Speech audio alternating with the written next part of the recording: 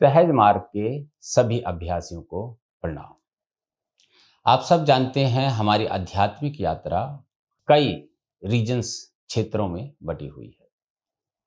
तो सर्वप्रथम हम अपनी आध्यात्मिक यात्रा आरंभ करते हैं हृदय क्षेत्र से, और हृदय क्षेत्र के बाद मनस क्षेत्र आता है, जिसमें ईश्वरीय क्षेत्र भी है, और उसके उपरांत आता है हमारा केंद्रीय क्षेत्र। तो हमारी पूरी यात्रा जो है वह भूमा साक्षात्कार पर पूर्ण होती है। तो ये जो लेख है, ये संत कस्तूरी ने अपनी पुस्तक वह सबको प्यार करता में दिया है। इसमें संत कस्तूरी हमें बताना चाहती है कि जब पिंड देश से हमें ईश्वरीय प्रदेश में स्थापित किया जाता है, तब बाबूजी को किस प्रकार से अपनी शक्ति का प्रयोग करना होता है। आप सब जानते हैं कि ईश्वरीय शक्ति ऊपर से नीचे की ओर बहती है, और हमारी यात्रा अधोमुखी से ऊर्ध्वमुखी है। इसका यह अर्थ हुआ, पिंड देश से जब हम मनस क्षेत्र के ईश्वरीय प्रदेश में प्रवेश करते हैं, तो हमें जो शक्ति है उसकी विपरीत दिशा में जाना होता है। तो संत कस्तूरी ने यही बताया है कि आप देखेंगे कि किस प्रकार से बाबूजी ने इस सहज मार्ग पद्धति को बनाया है कि वह शक्ति के विरुद्ध हमें नीचे से ऊपर की ओर ले जाते हैं। तो अब हम ये लेख आरंभ कर रहे हैं। भाई, अब यदि मेरे साथ आप और आगे की यात्रा में चलने का साहस एवं सदिच्छा नहीं कर सकेंगे, तो फिर अधूरी यात्रा आपके जी में तिल मिलाती रह जाएगी। तो संत कस्तूरी कह रही हैं कि जब हम पिंड देश की यात्रा पूर्ण करने जा रहे होते हैं, और अगर आप इस यात्रा को आगे नहीं करेंगे, तो आपका जो जी है वो तिल मिलाता रहेगा। उसका कारण क्या है कि आप अपने लक्ष्य तक नहीं पहुंचे हैं। कितना कठिन समय हमारे समर्थ सद्गुरु श्री बाबूजी के समक्ष रहा होगा कि जब रचना की क्रियान्वित शक्ति से परे प्रकृति की शक्ति के प्रवाह की विपरीत दिशा नीचे से ऊपर में हमें ले चलना होता होगा। प्रकृति की संपूर्ण शक्ति का प्रवाह जो संसार को जीवित रखने हेतु ऊपर से नीचे की ओर बह रहा है, हमारे श्री बाबूजी महाराज को हमें उस पूर्ण शक्ति से ऊपर उठाकर ईश्वरीय देश में स्थापित कर देना होता है। आप सब जानते हैं इस सृष्टि का निर्माण जो है वो ईश्वर द्वारा किया गया है, और जब सभी जड़ चेतन बन गए, उसके उपरांत ईश्वर ने इस सृष्टि के लिए जितनी शक्ति की उपयोगिता थी वह शक्ति ऊपर से प्रवाहित की है। हमने कई वीडियो में आपको बताया है कि जो ब्रह्मांड मंडल है, जो विराट का क्षेत्र है, वहां से पिंड देश के लिए जितनी शक्ति की आवश्यकता होती है प्रवाहित की जाती है। जब हम भूमा साक्षात्कार के लक्ष्य की ओर बढ़ते हैं, तो हम पिंड देश से जब ब्रह्मांड मंडल में प्रवेश करते हैं, तो ईश्वरीय शक्ति ऊपर से नीचे की ओर बह रही होती है, किंतु बाबूजी महाराज हमें ऊपर की ओर ले जाते हैं।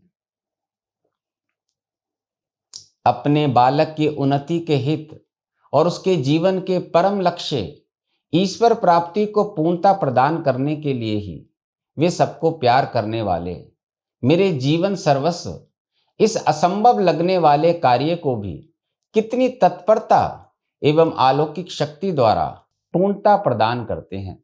तो यहाँ पर संत कस्तूरी कह रही हैं कि बाबूजी की सहज मार्ग पद्धति से पहले जब भी कोई भी अभ्यासी अभ्यास करके ये प्रयास करता था कि उसे ईश्वर साक्षात्कार प्राप्त करना है, तो उसे शक्ति के विरुद्ध जाना होता था।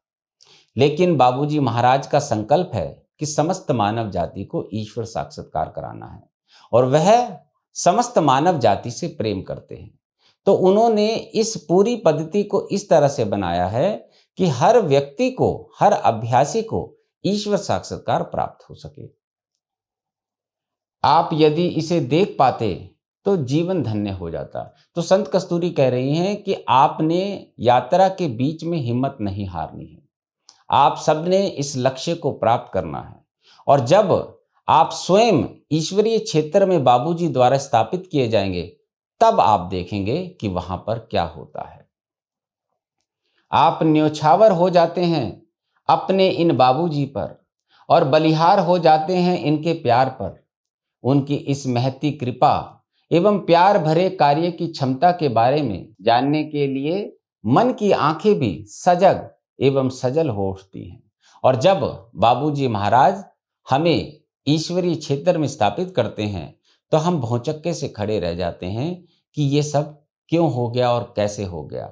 हम अचंभित रहते हैं, लेकिन बाबूजी हमें वहां पर पहुंचा देते हैं। श्री बाबूजी महाराज अपने हृदय में हमें समेटकर ही नहीं, वरण विलीन करके अपनी परम दैविक शक्ति का एक ही झटका देकर प्रकृति की पूर्ण शक्ति से ऊपर ईश्वरीय देश में हमें इस तरह से स्थापित कर देते हैं कि हम भौचक से खड़े रह जाते हैं कि हम कहाँ आ गए।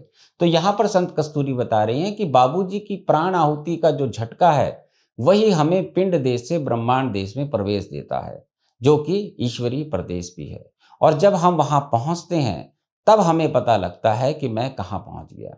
और इसमें एक चीज और बताई है कि बाबूजी अपने में विलीन करके, आप सब जानते हैं कि लय अवस्था से ही हमारी आध्यात्मिक प्रगति होती है और लय अवस्था शुरू होती है सतत स्मरण से। तो जब हम अभ्यास करके सतत स्मरण में रहना आरंभ कर देते हैं तो बाबूजी महाराज में हम लय अवस्था प्राप्त करने लगते हैं। और जब पिंड देश से ब्रह्मांड मंडल में हमें बाबूजी प्रवेश देते हैं तो हमें अपने में विलीन कर लेते हैं, या यूं कहे कि हम उनमें लय हो जाते हैं। अपने अभ्यास काल में इस दशा का अनुभव होते ही मैंने तुरंत श्री बाबूजी को पत्र में लिखा था कि मुझे तो ऐसा लग रहा है कि मानो हृदय प्यार बनकर आपके चरणों में समा गया है, साथ ही मानो मुझे आपने ईश्वरीय गोद में डाल दिया है। तो यहाँ पर संत कस्तूरी ने क्यों लिखा है? आप सब जानते हैं कि बाबूजी ने संत कस्तूरी पर अनंत यात्रा का शोध किया था। तो संत कस्तूरी ये बता रही हैं कि जब बाबूजी महाराज ने पिंड देश से मुझे ईश्वरीय देश में स्थापित किया तो मैं हैरान हो गई कि बाबूजी महाराज मुझे कहाँ लेकर आ गए। और इस प्रकार से बाबूजी ने संत कस्तूरी को ईश्वरीय गोद में डाल दिया। ईश्वरीय गोद का मतलब ईश्वरीय प्रदेश में डाल दिया। पूरे ईश्वरीय प्रदेश में ईश्वर की शक्ति ही विद्यमान रहती है। और जब तक हम ईश्वर में लय अवस्था प्राप्त नहीं करते हैं हमें केंद्रीय क्षेत्र में प्रवेश नहीं मिलता है। तो ईश्वरीय प्रदेश में लय अवस्था के लिए हमें बाबूजी में लय अवस्था प्राप्त करनी होती है और वह मिलती है हमें सतत स्मरण से। उसके बाद लिखा है, यहां तो लग रहा है कि आंखें मेरी नहीं हैं बल्कि ईश्वरीय दृष्टि ही मुझे प्यार में भिगोकर निहार रही है। इतना ही नहीं, मुझे श्री बाबूजी में लय अवस्था प्राप्ति की विशेष एवं अनोखी तथा अद्भुत रीति के विषय में समझाकर कह रही है कि बिना इनमें लय अवस्था पाए मेरे पास पहुंच पाना असंभव एवं अगम्य है। यहाँ पर संत कस्तूरी बता रही हैं कि जब तक अभ्यासी पूर्णता ईश्वर में लय अवस्था प्राप्त नहीं कर लेता वह भूमा के क्षेत्र में प्रवेश नहीं कर सकता है। इतना ही नहीं, मानो वह दिव्य नेत्र, वह ईश्वरीय दृष्टि मेरे आसपास प्यार भरा ये संदेश दे रही है कि बिना लय अवस्था पाए दिव्य सदगुरु का हृदय द्वार नहीं खुलता है और बख्शिशें नहीं लूटी जा सकती। अब यहाँ पर लिख दिया है, जब तक ईश्वरीय प्रदेश में हमें लय अवस्था प्राप्त नहीं होती है तो गुरु के द्वारा जो भी दशाएं हमें मिलती हैं वो बख्शिश के रूप में हमें प्राप्त नहीं हो पाती हैं। तो ये तभी संभव हो पाता है जब बाबूजी प्राण आहुति का झटका देकर हमें पिंड देश से ईश्वरीय प्रदेश में प्रवेश दे देते हैं। ईश्वरीय दृष्टि में समाये बिना और उसके विराट हृदय में लय हुए बिना ईश्वरीय देश के दिव्य दृश्य को निहार पाने की क्षमता प्राप्त नहीं होती है और उसके प्यार की रीति को भी नहीं जाना जा सकता। इस दिव्य प्यार में नहाए बिना दृष्टि कैसे निखार पाएगी इन्हें जो आज प्राणी मात्र को प्यार कर रहे हैं। तो यहाँ पर बताया जा रहा है कि जब तक ईश्वरीय दृष्टि हमें प्राप्त नहीं होती है तो हम नहीं जान पाते कि बाबूजी महाराज ही भूमा की शक्ति है। तो यह जो अध्याय है ये हमें बता रहा है कि किस प्रकार बाबूजी महाराज अपनी प्राण आहुति शक्ति से हमें ईश्वरीय प्रदेश में स्थापित कर देते हैं, जिससे कि हम नियमित अभ्यास करते हुए उसमें लय अवस्था को प्राप्त करें। और जब हमें लय अवस्था प्राप्त हो जाती है, तब बाबूजी महाराज हमें केंद्रीय क्षेत्र में प्रवेश देते हैं। और अंत में संत कस्तूरी कहती हैं, मैं आध्यात्मिकता आदि के बारे में तो चाहे इतना नहीं समझ सकी हूं, किंतु इतना अवश्य कहूंगी कि सद्गुरु श्री बाबूजी में लय अवस्था को पाए बिना आप ये रहस्य कैसे जान पाएंगे कि समस्त को प्यार करने का संकल्प लेकर ये ही आए हैं। इस रहस्य के उद्घाटन के बिना स्वयं ईश्वर भी मेरी इस पुस्तक के मस्तक पर कैसे सहरा बांध पाएगा कि भूमा की शक्ति लेकर ये धरती पर आए हैं और सबको प्यार कर रहे हैं। तो यहाँ पर संत कस्तूरी समझाना चाह रही हैं कि जब तक हम बाबूजी में पूर्णता लय नहीं होंगे, हमें कैसे पता चलेगा कि बाबूजी महाराज ही भूमा की शक्ति लेकर अवतरित हुए। जब तक हम गुरु को जानेंगे नहीं, तो हम कैसे पता लगाएंगे कि हमारे गुरु कौन हैं। संत कस्तूरी ने ही बताया है कि बाबूजी महाराज भूमा की शक्ति लेकर अवतरित हुए। एक पुस्तक में तो संत कस्तूरी ने लिखा है कि मैं समझती थी कि बाबूजी महाराज भूमा गोपाल हैं, लेकिन जब मैंने केंद्रीय क्षेत्र को पार करके भूमा का साक्षात्कार किया, तब मुझे पता लगा कि बाबूजी महाराज ही भूमा हैं। तो समझने की ये बात है कि हम सब बाबूजी को समझे। बाबूजी कोई साधारण गुरु नहीं है। बाबूजी विशिष्ट विभूति है जो कई हजार वर्षों के बाद आती है।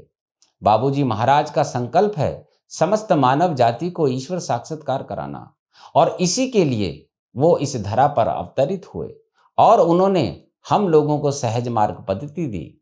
और आज भी बाबूजी महाराज सूक्ष्म रूप में प्रकृति के कण कण में मौजूद हैं।